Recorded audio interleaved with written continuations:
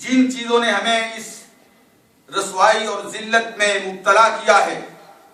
جن جرائم نے ہمیں عزت سے ذلت میں لا کے پھینک دیا ہے، وہ جرائم، وہ اسباب کیا ہیں؟ سب سے پہلے قرآن مجید کی 2-3 آیات کے ساتھ میں آپ حضرات کو یہ بات سمجھانا چاہتا ہوں کہ میرے بھائیوں،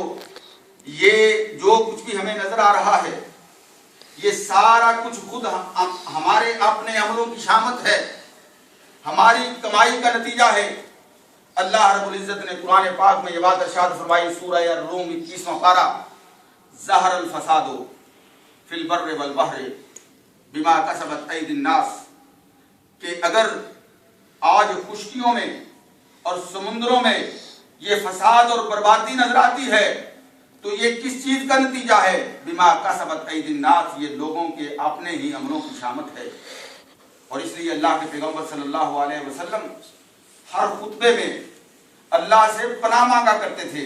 وَنَعُوذُ بِكَ مِن شُرُورِ أَنفُسِنَا، من شرور انفسنا، اللہ ہمیں ہمارے نفسوں کی شرارتوں سے محفوظ رکھنا۔ اللہ کا قرآن یہ کہتا ہے کہ اولما اصابتکم مصیبۃ قد اصبتم مثلیہا قلتم ان ھذا قل ھو من عند انفسکم،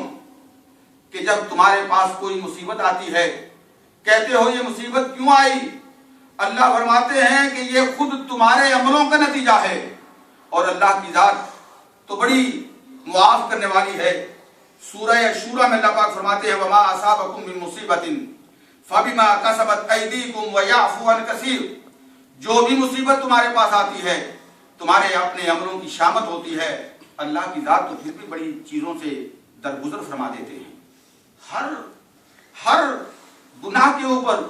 ہر معصیت کے اوپر اللہ کی پکڑ نہیں آتی۔ جب حد سے معاملہ بڑھ جاتا ہے تو پھر اللہ جو ہے وہ اصلاح کے لیے پکڑ بھی کرتے ہیں۔ بات میں یہ عرض کرنا چاہتا ہوں کہ وہ کون سے سبب ہیں، وہ کون سے اسباب ہیں جنہوں نے ہمیں عزت سے، جنہوں نے ہمیں صاحب عزت سے ذلیل بنا کے رکھ دیا۔ سب سے پہلا سبب جو ہے وہ سبب یہ ہے کہ اعراضنا عن اللہ سبحانہ وتعالی، ہم نے اپنے اللہ سے منہ موڑ دیا، ہم نے اپنے خالق سے ناطہ توڑ دیا، اپنے مسجود، اپنے معبود، اپنے مولا، اپنے رب سے تعلق ختم کر لیا۔ اعراضنا عن اللہ سبحانہ وتعالی۔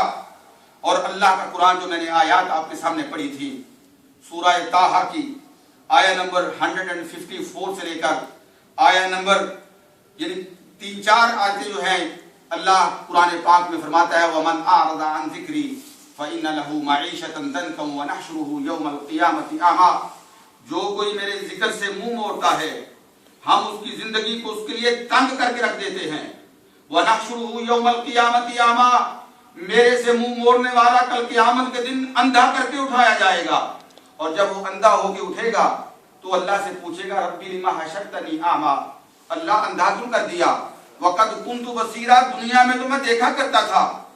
تو اللہ پاک فرمائیں گے قال كذلك اتتك آیاتنا، دنیا میں تیرے پاس میری آیات آئی تھی، میری باتیں، میرے احکام، میرے نبی کے فرامین تیرے پاس آئے تھے، تو نے ان کو بلا دیا۔ وَكَذَلِكَ الْيَوْمَ تُنْسَىٰ، اور آج تجھے بلا دیا گیا۔ حضرات محترم، میں نے سورہ النساء کی آیت، سورہ النحل کی آیت آپ کے سامنے پڑھی تھی، جس میں اللہ فرماتے ہیں من عمل صالحا من ذکر او انثى وهو مؤمن، جو کوئی نیک عمل کرتا ہے، وہ مرد ہو یا عورت ہو، مومن ہو، فَلَنُحْيِيَنَّهُ حَيَاةً طَيِّبَةً، ہم اس کی زندگی کو بہترین کر دیں گے۔ یہ اللہ کا وعدہ ہے۔ ہم نے اعمال صالحہ کو چھوڑا، اپنے اللہ سے منہ موڑا، اللہ اور اللہ کے رسول کی اطاعت سے بغاوت کی، تو یہ ذلت ہمارا مقدر بنی، یہ پستی ہمارا مقدر بنی۔ شیخ صالح بن عثیمین جو حرم کے امام ہیں، میرے وہ استاد بھی ہیں، میں نے ان سے پڑھا بھی ہے، ان کی ایک کتاب ہے توجیحات و ذکر، اس میں ان کے جو حرم کے خطبات ہیں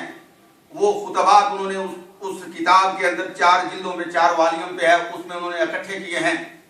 اس کتاب کے اندر انہوں نے ایک موقع جو ہے وہ بیان کیا ہے، ایک واقعہ، ایک منظر پیش کیا ہے، لیکن یہ واقعہ اور یہ موقع اور یہ منظر جو ہے آج کے ان حالات میں جب ہم یہ بات کہتے ہیں کہ آج ہماری ذلت کی وجہ جو ہے وہ یہ ہے کہ اعراضنا عن اللہ، ہم نے اللہ سے منہ موڑ لیا، یہ موقع اور یہ واقعہ جو ہے یہ ہمیں موقع دیتا ہے کہ ہم اپنے آپ کا جائزہ لیں۔ فرماتے ہیں کہ یقول عطا الخراسانی، ایک تبا تابی تھے عطا الخراسانی، بہت بڑے عالم تھے، انہوں نے اس وقت کے ایک بہت بڑے مشہور تابعی جو اپنے وقت کے بڑے محدث تھے جن کا نام تھا وہب ابن منبہ، ان سے پوچھا، اور کہاں پہ پوچھا؟ فرماتے ہیں وہو یطوف بالبیت، وہ بیت اللہ کا طواف کر رہے تھے، بیت اللہ کے اندر طواف کرتے ہوئے لقیت وہب ابن منبہ، میں وہب ابن منبہ سے میری ملاقات ہوئی اور وہ بیت اللہ کا طواف کر رہے تھے۔ فقلت حدثنی حدیثا، میں نے ان سے کہا اے وقت کے امام مجھے کوئی بات بتلائیں،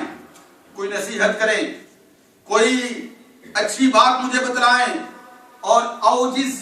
جب بات بتلائیں تو اختصار کے ساتھ۔ قال نعم، تو امام وقت وہب فرمانے لگے کہ ٹھیک ہے، سنو پھر میں تمہیں ایک بات بتلاتا ہوں۔ اللہ اکبر۔ اوحى اللہ تبارک و تعالی الى نبیہ داؤد علیہ السلام فقال یا داؤد اما وعزتی وعظمتی، فرماتے ہیں کہ اللہ رب العزت نے اپنے پیغمبر داؤد علیہ السلام کی طرف وحی کی، اور وحی میں اپنے پیغمبر داؤد علیہ السلام کو مخاطب کر کے ایک بات کہی، اور بات کرنے سے پہلے اللہ نے اپنی عظمت اور عزت کی قسم کھائی۔ اما عزتی و عظمتی، اور قسم کھانے کے بعد کیا فرمایا؟ فرمایا لا یعتصم بی عبد من عبادی دون خلقی، اے میرے داؤد پیغمبر، اگر میرے بندوں میں سے کوئی میرا بندہ میری مخلوق میں سے کسی مخلوق کے مقابلے میں میری پناہ پکڑتا ہے، میری پناہ میں آ جاتا ہے، یعتصم بی، میری پناہ میں آ جاتا ہے، میری پناہ پکڑتا ہے، تو فرماتے ہیں اللہ رب العزت نے داؤد علیہ السلام کو یہ وحی کی کہ انا اعرف ذلک من نیتہ، اور یہ اس پناہ پکڑنے والے بندے کے دل کی نیت سے میں جان لیتا ہوں کہ جب وہ اپنے دل میں ہی مجھے اپنا کار ساز، مجھے اپنا ملجا و ماوا بناتا ہے اور مجھے اپنا سہارا بناتا ہے، جب میری پناہ میں آتا ہے، جب میری حفظ و امان میں آتا ہے، میں اس کے دل کی کیفیت سے یہ بات کو جان لیتا ہوں۔ تو اللہ پاک فرماتے ہیں پھر اس کے بعد میری پناہ میں آنے والا وہ بندہ اگر میری مخلوق میں سے فتقیدہ من فی السماوات السبع، اگر اس کے مقابلے میں، اس کے برخلاف، اگر اس کے انگیز جو آسمانوں میں رہنے والے ہیں، یعنی 7 آسمانوں پہ جتنی میری مخلوق ہے وہ بھی آ جائیں، والارضون السبع، اور جو زمین پہ رہنے والے ہیں 7 زمینوں پہ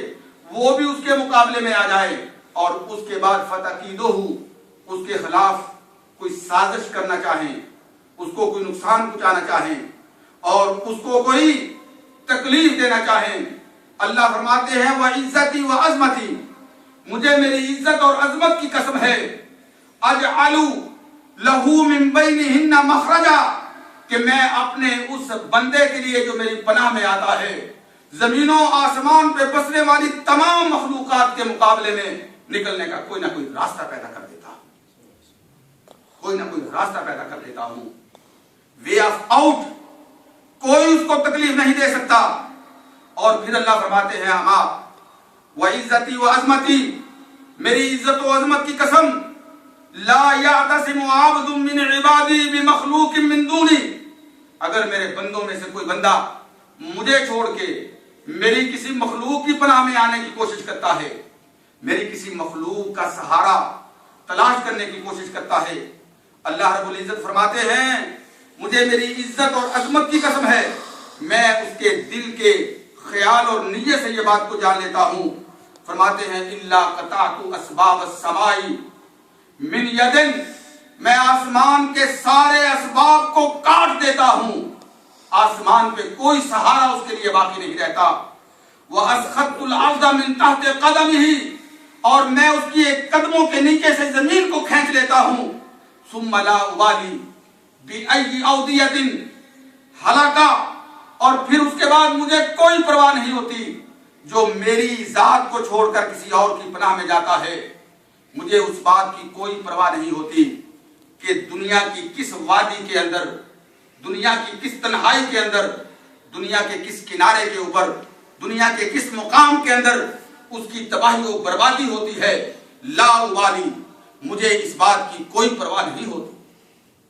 حضرات محترم، کسی شاعر نے کہا تھا ایک ہی الو کافی تھا بربادی گلستان کے لیے، اب ہر شاخ پہ الو بیٹھا ہے،